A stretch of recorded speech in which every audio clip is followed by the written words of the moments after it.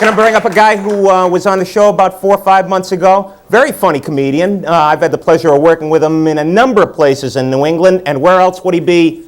The Mecca of comedy, cable comedy show. Please, a nice round of applause, Mr. Chris Sheeno.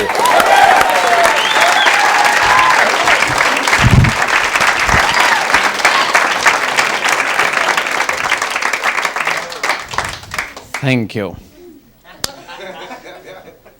Yes, I'm not the yuppie you expected, probably. I found out something today that you can actually use to refute yuppiedom, just taking over in all its rage. It has to do with records. They tell us, the yuppies, that CDs are going to take over the world. You'll never need a record. It's not true. There'll always be one album in the house, for the simple reason you cannot clean pot on a CD case. I figured Mike would get that, yeah. Me and Mike are the only ones that smoke pot, evidently. Okay, folks, yeah.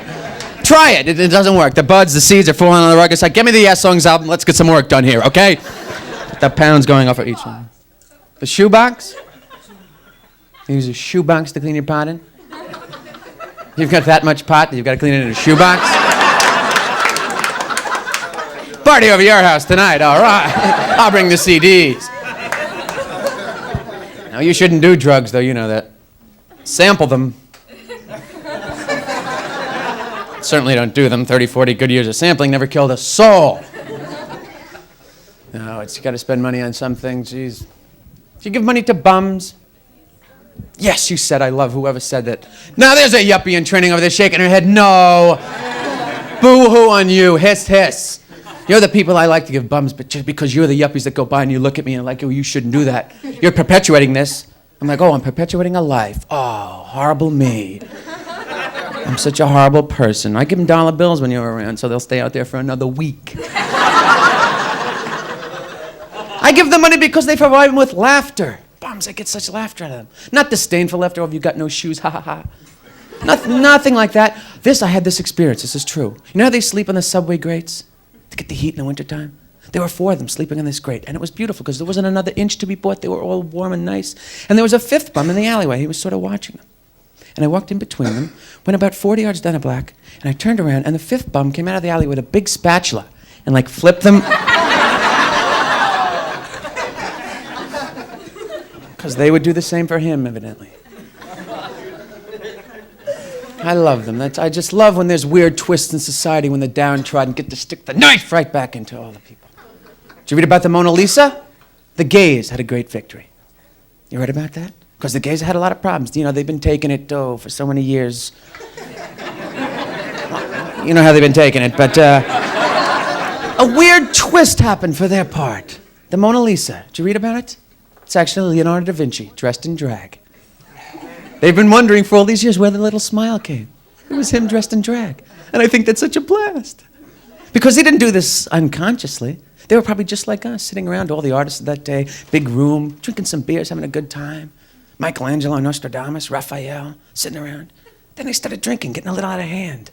Michelangelo maybe got too drunk, and he's like, Leonardo, come here for a second. Put this tissue in there. There you go. Yeah, sit down, paint yourself. He's so smiling, and they're laughing, and they're cracking up, and he's smiling. He does himself. Michelangelo probably walked out of there all drunk, went over and wallpapered the Sistine Chapel. He's like, they'll never know. You watch. They'll lift up the skirt and the Statue of Liberty. Be a big old cement wang hanging down there. Viva la artistes. I love when there's small little victories. Yeah. I want to. Oh, that's so great. I love love, love, love. Marry your first love before your standards drop. She always gets a fine laugh because the people that laugh individually, then they look at their date for the night. Oh, I'm sorry. And for God's sakes, when you're making love, use your partner's name. It seems like such a simple thing to do in life, but what do? We get carried away. You know, the moment the music's on, it's nice and there's a beautiful moment. The bed. And you never oil that because it's such a great sound. But what do? At this moment, you'd figure like to shout your partner's name out again and again with joy. What do? We go, oh God, oh God. Which is very odd because premarital sex in every religion is taboo. So if you're having leisure sex, you're shouting out, oh God, you're calling the worst person into the bedroom at that point. That'd be like sneaking your first joint, going to your bedroom and going, Mom! What is it, son? Oh, just studying, Mom. These are very small papers you're using. That's the new banana-flavored loose-leaf paper, Mom. Thank you very much, folks. Have a good evening. Sheeno! Come on up, Chris. Put that baby on the string pad. Middle there, horrible. That'll match the snake head down the bottom. One of the few guys that comes on with Navajo culture. And Kurt Waldheim's Nazi war criminal boots here. Are those riding boots? No, these are two. You can unsnap these and they become regular short boots. They become, wow, you got the long boots that turn into the short boots. Yeah. Now you can understand my problem walking around Brookline with these on. Oh, yeah. That's right, right into the kibbutz with those babies. They run back into the house. These here. Understand that? Did you have fun watching the marathon, Mike? I like to go to the marathon, and just before the finish line, about that 1 hour and 30 minute, the guy's 30 minutes from the finish line, I call in a bomb threat at the Pru. And, oh, that was me, I'm sorry, yeah.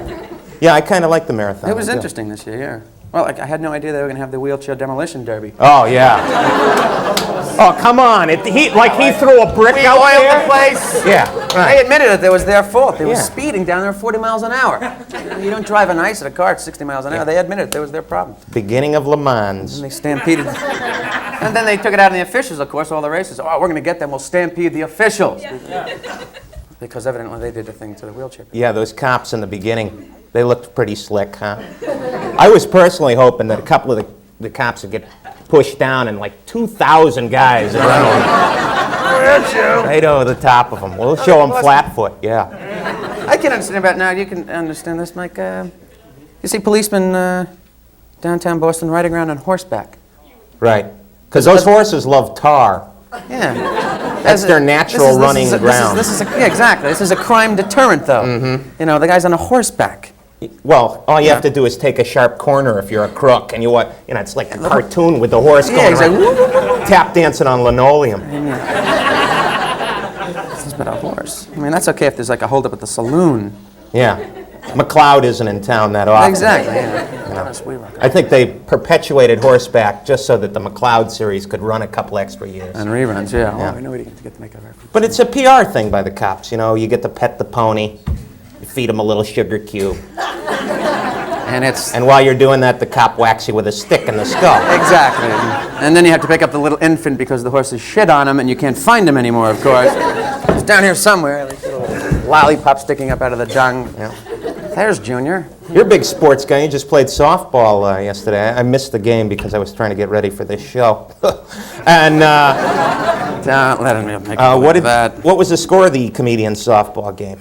The first game was 14-2. Tight pitching affair. I was the pitcher, actually. Were you pitching? Well, there was a wind. Didn't know the ERA had ballooned this early in the season. Softball and pitching, it's not that hard to do. Yeah, but I sacrificed it because no one else could get the ball over the plate. Mm-hmm. Yeah, you can imagine. Oh, I worked another one. This is so funny. I'm like, playing softball with comedians. We're still 28 years old and hitting stuff off a tee. Really? Saturday afternoon after Friday night's worth of shows, yeah. Sunglass Committee. That's right. Yeah. So what other sports are you into this summer? I bowled lately. You bowl? Oh, I love bowling. Yeah. Oh, come on, lady. There's a woman that's a bowling aficionado over there. Communist little tiny balls. The girl with the tattoo over in the corner. I don't like any sport you got to rent shoes thousands of other people have had on before. I don't think that's a good idea. Do you use the little balls or the big balls? I do two of those at one time. Overhand. That's I like to see how far I can skip them down the alley. It's my kind of bowling thing. I still wish pin setters were there, With the little ones, yeah. There he is, pal. Let's go. Personally, I think bowladromes cut their business in half when they took real pin setters out. Because half you people went there to slam those little kids. Really? Yeah, get him on the 9-pin. Whoa! Bring in the service Off bell. of Joey's head. That's Chris Sheeno, ladies and gentlemen. Give him a nice round of applause. Thanks, man. Thanks for doing the show.